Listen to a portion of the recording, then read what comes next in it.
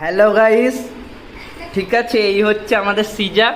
ঠিক আছে, দেখতে পাচ্ছ এখন খাওয়া দাওয়া করছে। আজকে সিজার জন্মদিন, তাই তো সিজা?